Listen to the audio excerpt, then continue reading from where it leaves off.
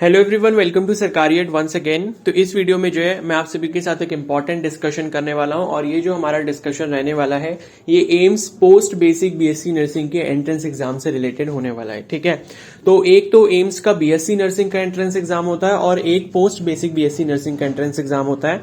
तो मैं आपको बता देता हूं basically post basic BSc nursing किसके लिए होता है।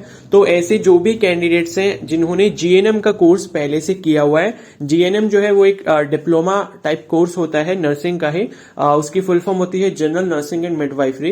तो जिस किसी ने भी उसको कॉलेज से पहले कंप्लीट किया होता है अपना क्लास 12th करने के बाद, तो उसको जो है फिर पोस्ट बेसिक बीएससी नर्सिंग में एडमिशन लेना पड़ता है। और जो पोस्ट बेसिक बीएससी नर्सिंग की डिग्री जो है और जो आपकी बीएससी ऑनर्स नर्सिंग की डिग्री है वो ऑलमोस्ट इक्विवेलेंट होती है। ठीक है, लेकिन एडवांटेज ये होता है कि ये जो पोस्ट बेसिक बीएससी नर्सिंग है इसका ड्यूरेशन जो है वो रिड्यूस हो जाता है in comparison to BSc honours nursing. ठीक है, तो ये वीडियो उन कैंडिडेट्स के लिए बिल्कुल भी नहीं है जो अपना क्लास 12th पास करेंगे अभी 2023 में या फिर अपना क्लास 12th पास कर चुके हैं। उनको अगर नर्सिंग में एडमिशन लेना है तो उनको बीएससी ऑनर्स नर्सिंग कोर्स के लिए एप्लीकेशन फॉर्म फिल करना होगा। उसके रिगार्डिंग मैं ऑलरेडी वीडियो बना चुका हूं, तो आप चैनल पर जाकर देख सकते हैं। चैनल पर आपको प्लेलिस्ट भी मिल जाएगी AIIMS BSc nursing and paramedical 2023 की, वहां पर आपको उसके रिगार्डिंग सभी इंफॉर्मेशन मिल जाएगी। ठीक है, तो यहां पर हम लोग AIIMS BSc post basic BSc nursing की बात करने वाले हैं।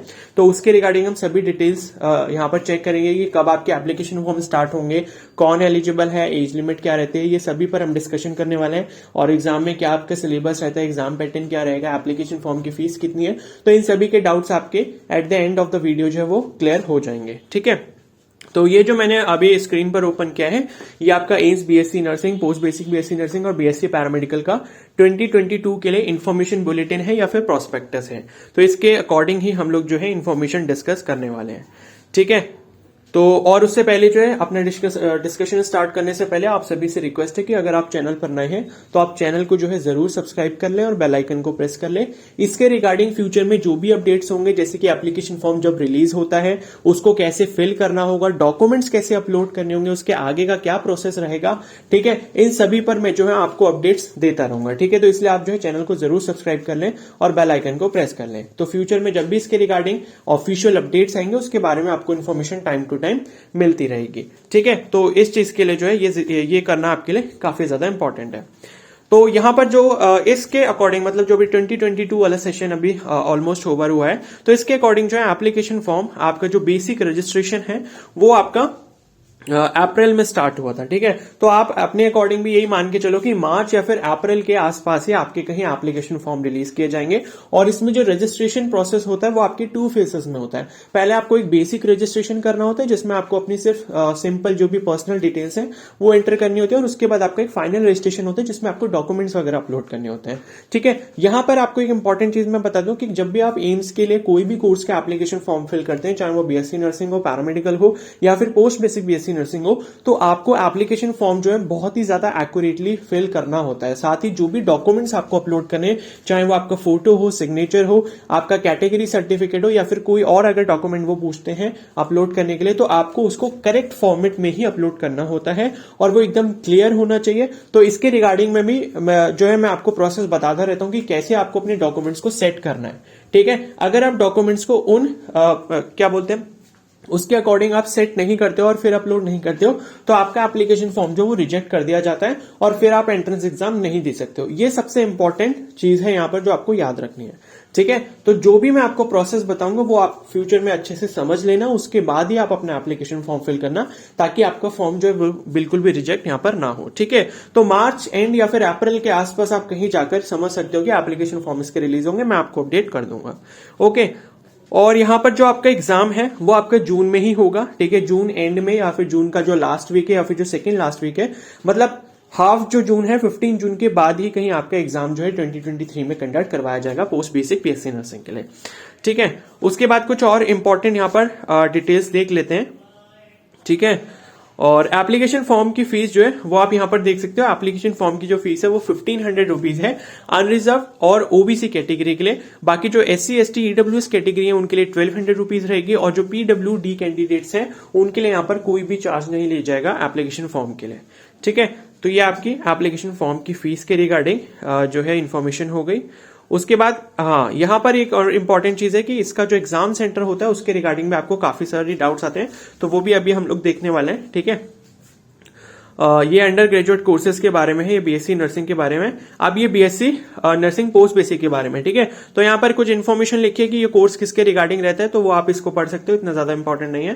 ठीक है, वो आपको पहले से पता होगा कि आप उसको करने जा रहे हो। ये बीएससी कोर्सेज के बारे में हो गया। ठीक है, ये बीएससी ऑनर्स नर्सिंग हो गया। अब पोस्ट बेसिक की सीट्स के नंबर के बारे में हम लोग बात कर लेते हैं।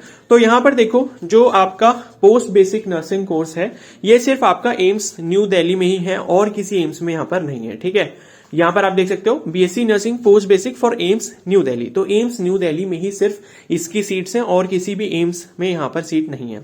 तो यहां पर लिखा है कि सीट फॉर आउटसाइडर कैंडिडेट, यहां पर जो टोटल सीट्स हैं वो आपकी 30 सीट्स हैं, मतलब जो भी बाहर से बिलोंग करते हैं। और आउटसाइडर का मतलब क्या है, इसको किससे कंपैरिजन किया गया है, डिपार्टमेंटल कैंडिडेट से। ठीक है, तो seats reserve for AIIMS departmental candidate, तो उनके जो डिपार्टमेंट के कैंडिडेट्स हैं, क्या पता अगर वो जीएनएम करने के बाद अपनी जॉब को वहीं पर अगर परस्यू कर रहे हैं तो वो आ गए आपके डिपार्टमेंटल कैंडिडेट्स में।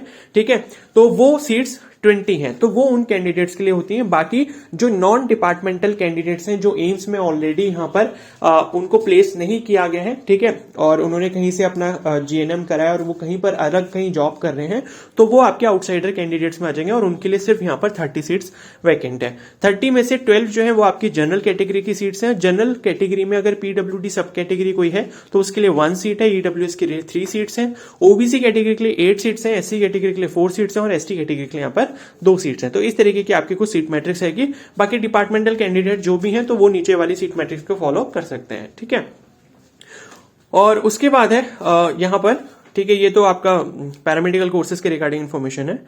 ठीक है, और ये आपके क्राइटेरिया वगैरह दिया है। ठीक है, तो यहां पर मैं आपको एक इंपॉर्टेंट चीज जो है यहां पर एक बताना चाहूंगा कि जो भी कैटेगरी के कैंडिडेट्स हैं, चाहे वो ओबीसी हो या फिर ईडब्ल्यूएस हो, एससी एसटी कैटेगरी के लिए कोई प्रॉब्लम नहीं है, लेकिन जो ईडब्ल्यूएस और ओबीसी कैटेगरी के कैंडिडेट्स होते हैं उनको ये चीज हमेशा ध्यान रखनी पड़ेगी कि यहां पर आपके लिए जो भी आपका कैटेगरी सर्टिफिकेट होता है उसके लिए कुछ इन्होंने डेट्स मेंशन की होती हैं, तो उसके वो जो डेट्स मेंशन करेंगे उसके अकॉर्डिंग ही आपका जो सर्टिफिकेट है उसकी इशूइंग डेट होनी चाहिए।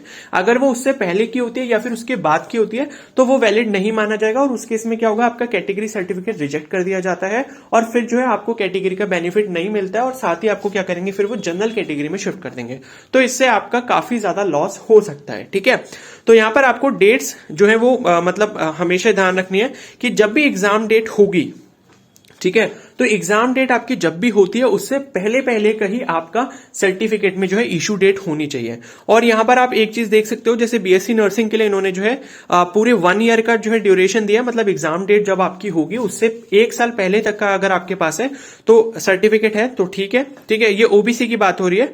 और उसके बाद यहां पर जो है बीएससी पोस्ट बेसिक और पैरामेडिकल कोर्सेज के लिए जो है वो भी यहां पे जो है मतलब अप्रोक्सीमेटली 1 ईयर का टाइम दिया, मतलब जब आपकी एग्जाम डेट होगी तो उससे 1 साल पहले तक का जो है आपका इशू डेट होना चाहिए आपके कैटेगरी सर्टिफिकेट में। ठीक है, तो ये ओबीसी के लिए दिया हुआ है। और बाकी यहां पर जो ईडब्ल्यूएस के लिए भी एक क्राइटेरिया होता है वो मैं आपको दिखा देता हूं। तो ईडब्ल्यूएस के लिए बेसिकली इन्होंने सिर्फ देख सकते हो जैसे बीएससी ऑनर्स नर्सिंग कोर्स के लिए दिया है 1/4/2022 से लेकर 18/6/2022, तो अप्रोक्सीमेटली 2 मंथ्स का ही टाइम दिया है। तो जब भी एप्लीकेशन फॉर्म रिलीज होगा तब मैं आपको ये इन्फॉर्मेशन प्रोवाइड करूंगा कि आपका जो सर्टिफिकेट है वो किस डेट से लेकर किस डेट तक होना चाहिए, ताकि अगर आपका बैक डेट का होगा तो आप उसको री इशू करवा सको। ठीक है, इस चीज का बहुत अच्छे से ध्यान रखना। ओके, और जैसे पोस्ट बेसिक के लिए भी यहाँ पर 1/4/2022 से लेकर 25/6/2022 तक का यहाँ पर टाइम दिया गया है। तो सिर्फ 2 मंथ्स की एक्सपायरी यहाँ पर दी गई है। तो जब आपकी एग्जाम डेट होगी उससे लगभग 2 महीने पहले तक का ही आपका जो ये ईडब्ल्यूएस का सर्टिफिकेट वो इशू होना चाहिए। और ओबीसी की बात तो ओबीसी में 1 ईयर तक वैलिडिटी रहती है। ठीक है, उसके बाद जो है कुछ एडमिशन रिक्वायरमेंट्स वगैरह यहां पर दी गई हैं। ठीक है, ये बीएससी नर्सिंग के लिए तो यहां पर जो है पोस्ट बेसिक के लिए हम लोग देख लेते हैं। ठीक है, पोस्ट बेसिक के लिए जो है नीचे दी गई होंगी, तो ये आप देख सकते हो बीएससी नर्सिंग पोस्ट बेसिक। तो यहाँ पर जो एलिजिबिलिटी है वो ये है कि the candidate must have pass 12th class under 10+2 scheme, तो आपने अपना 12th क्लास जो है वो पास किया हो। उसके बाद सेकंड जो क्वालिफिकेशन आपके पास होनी चाहिए diploma in general nursing eight midwifery, तो जीएनएम का जो है आपके पास डिप्लोमा होना चाहिए। और उसके साथ एक तीसरी और यहाँ पर कंडीशन मेंशन है जो कि है रजिस्ट्रेशन एज नर्स। ठीक है, आरएन और आरएम, रजिस्टर्ड नर्स और registered midwife with any state nursing council.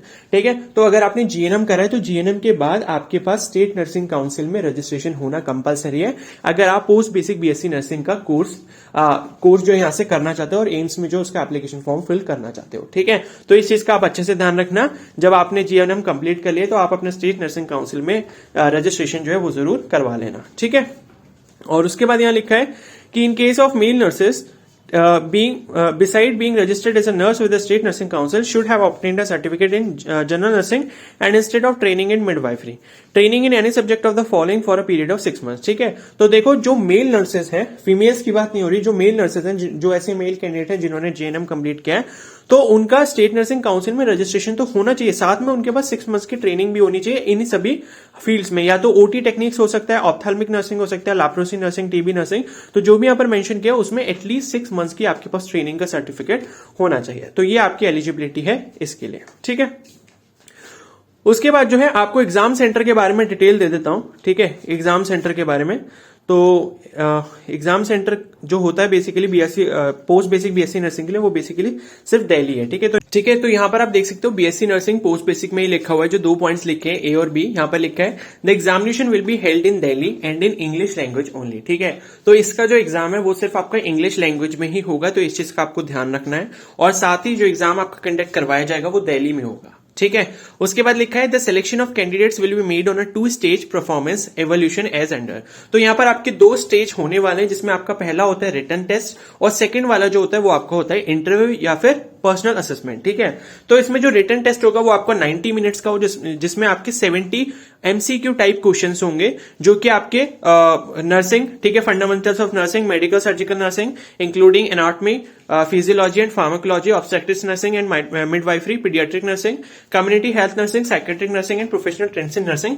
इन सभी सब्जेक्ट से आपसे क्वेश्चंस पूछे जाएंगे। ठीक है, तो 70 एमसीक्यू टाइप क्वेश्चंस रहने वाले, 90 मिनट्स यानी कि 1.5 घंटे का आपको टाइम यहां पर दिया जाएगा। अगर आप यहां पर रिटन एग्जाम के बाद जो है शॉर्टलिस्ट हो जाते हो, उसके बाद आपका इंटरव्यू होगा, तो यहां पर लिखा है कि on the basis of the merit list obtained on the marks secured in stage 1 candidate 3 times the number of seats will be invited for personal assessment bye a selection committee. ठीक है, तो इस चीज को आप ध्यान रखना।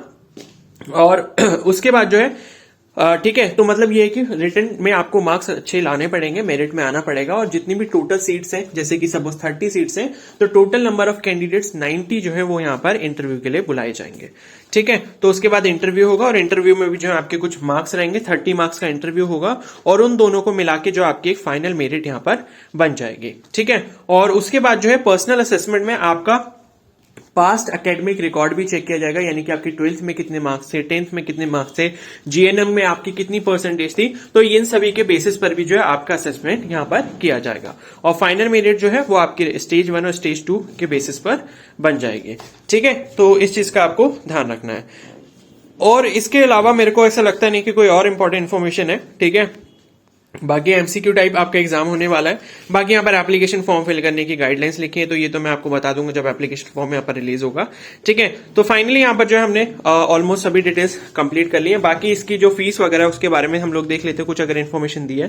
ठीक है, तो यहाँ पर जो है रजिस्ट्रेशन फीस आपकी 25 रुपीज है। बीएससी नर्सिंग अगर पोस्ट बेसिक करते हो तो 200 रुपीज आपकी फीस रहेगी 2 ईयर्स के लिए।